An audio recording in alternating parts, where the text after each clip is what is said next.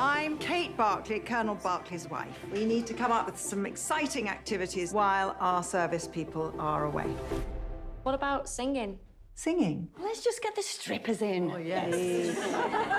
So, Military Wives film, rather boringly, I was sent a script by a producer. You know, that's where I came. This was about 3 years ago, probably. But and then I was like trying to find out more. I didn't know anything about Military Wives or military life at all, really, or choirs. But it came from a real story. These women ended up at the Royal Albert Hall. They got a Christmas #1. And the beginning of that story was some women in Catterick just starting a choir when the men were away in Afghanistan, just to try to help support each other through difficult times. So yeah, it was keen to examine certain themes of finding your voice, of kind of fitting in, of loneliness, and then meeting people. And they're all the kind of themes of the movie. But the really main theme is, it sounds cheesy, but stronger together is like the motto of the Military Wives, and it's really what the film's about, really, that like one person singing on their own, even if they're kind of just about in tune, sounds completely unimpressive. But when you put 30 voices together and they're harmonising, it sounds amazing, and it feels amazing to do that. The 30-odd women that are in the film that surround Sharon's character, you're invested in them as well, and that's a skill of filmmaking and script writing. But that's what I think is amazing about the film, is that you give a shit about all of those women, and you feel like you know them, and you feel like by the end of the film that you're part of that group and part of that choir. And I think that's there's alchemy to that when you make films, but I think that's a skill that not all filmmakers have, and I think that's what makes the film work. I've made ensemble films, I've watched a lot of ensemble films. One of the things I can't stand is turning to someone in a theatre and going, which one's that? Which one's that? Because they look too similar, or they're like too samey. And so the casting was like, and I come from like a visual arts background, art school background, so it was just like, they first of all had to look different, you know, so when you see them, you're like, oh, that's that one, just straight away. And so that was page one, really, and some really great actors didn't get the parts because like they're too similar to that one, so they can't. So, but then those character traits kind of developed a bit when I started spending a bit of time with them, and like the football thing with Matt, we started throwing more lines at her around that theme as we were shooting, because it was just seemed to be really working. So yeah, some things kind of just grew almost during the shoot that kind of seemed to develop from the actors themselves. Lisa, I need help to bring them together. So why don't we... Sorry. Go ahead. No, go ahead. Okay. Thanks very much, Lisa. That's lovely.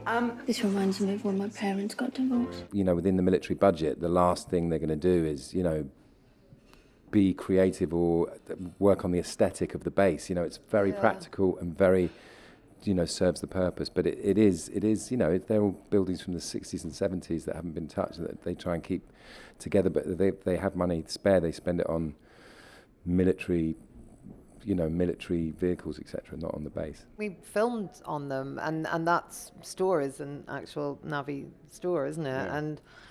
And yeah, I mean, I don't want to say that it's depressing, because it's not, because there's a lot of joy there as well. But yeah, it did seem isolating. And one of the houses we were filming in, the lady had a couple of young daughters who, like, I had chats with, and yeah, it is really challenging, you know, to be going through that, but also to feel like everyone that you're surrounded by is going through that. It feels like it could be, you know, something to make you stronger, and it does. But at the same time, it did feel a little sort of harsh and hard. The Military Wives choir movement was part of a change of kind of just times changing and making army life a little bit more human, and the Military Wives choir was kind of a big catalyst in all that.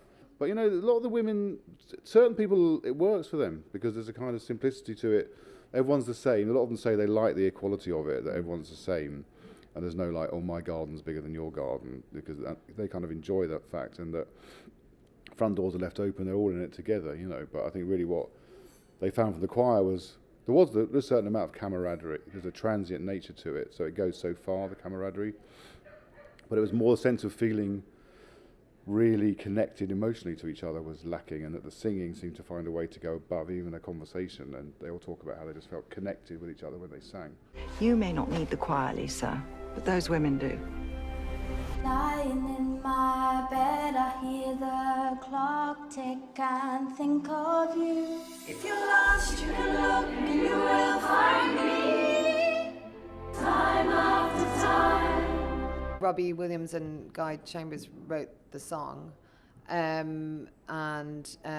we spent a lot of time in various sort of recording studios trying to make it sound as good as they sort of wanted it to sound. I remember when Guy Chambers turned up, we were really anxious because initially he didn't look too happy when he heard our rendition, but you know, it didn't need to be perfect. You know, they're just regular women who, you know, sound better together. So the original song is in the documentary, which was not written by, although it came from the wives' letters, you know, it wasn't written by the women, it was written by another songwriter.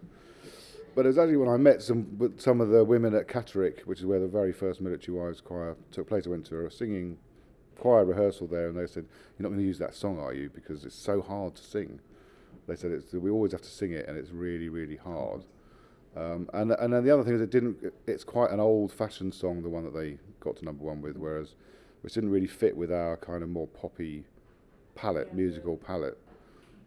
Whereas Guy and Robbie being kind of like they're just sort of pop masters really, so it felt like a better fit to make something that had a bit of a kind of pop sensibility. It was stuck in our head for a long time, around about the time we were filming that. I mean, I couldn't get it out of my head. It was a problem. The Yazoo one is like still stuck in my head. I've heard, they rehearse that. You guys rehearsed that more. Every time we stopped filming, they were doing that song. I mean, I've heard them all, obviously editing the film as well. So when I make a cup of tea at home, it's either do do do do do do do do, or there's the score as well now. So they're just rolling it. But luckily, I've done a few things where I don't like the music, you know. But I like all the music, so it's not too bad to have it stuck in my head. Great music, it doesn't happen when things are perfect. It happens when you care.